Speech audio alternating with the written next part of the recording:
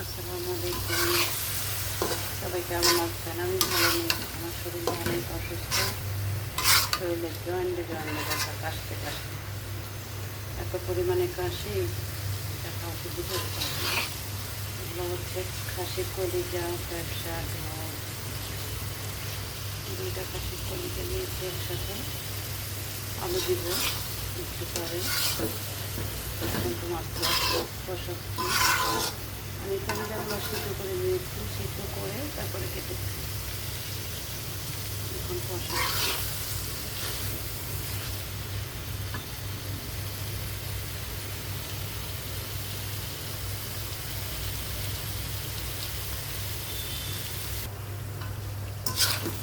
এখন আমি আলুগুলো দিয়ে দিলাম।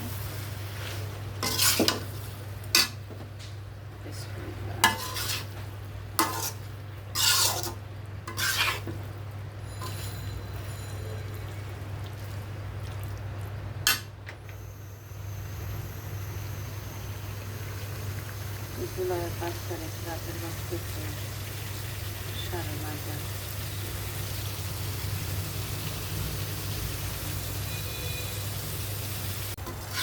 কলিজাটা অনেক লং টাইম থেকে একটু কষাতে হবে। আমি হচ্ছে কলিজা একটু বেশিক্ষণ কষাইলে কলিজাটা খেতে অনেক টেস্টি হয়, অনেক টেস্টি হয়।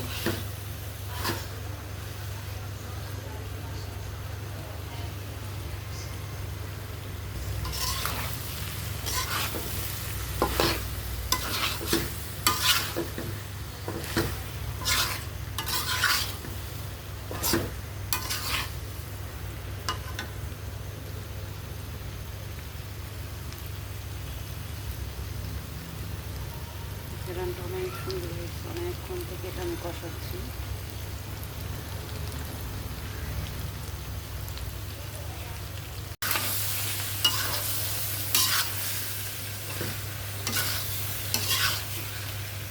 অনেকক্ষণ কষানো হয়েছে, এখন জল দিয়ে দিব।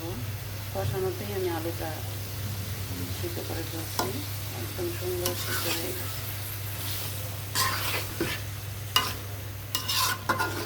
কলিজাটা যত কষাবেন তত টেস্টি হয় খেতে।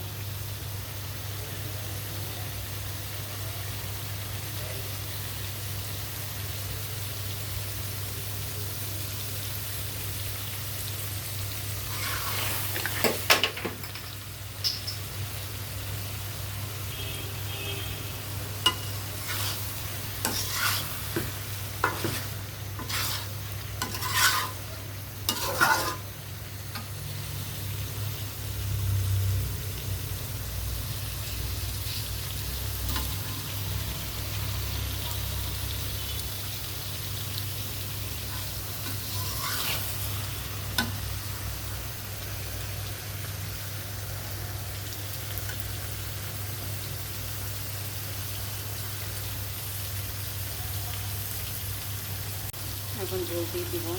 বিসমিল্লাহ।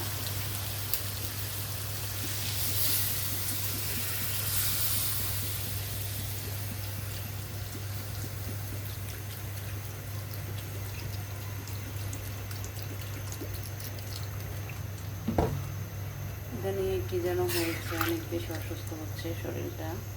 সবাই আমার জন্য দোয়া করবেন। আমি এতটা অসুস্থ আগে কখনো হইতাম না। এই 4-5 মাস হচ্ছে আমি বেশ অসুস্থ হচ্ছি, বা 8 মাসের মতো হবে, কেন জানি না। আল্লাহ যেন আমাকে শিফা দান করেন। সবাই আমার জন্য দোয়া করবেন, আমিও সবার জন্য দোয়া করি। আল্লাহ যেন সবাইকে ভালো রাখে, সুস্থ রাখে।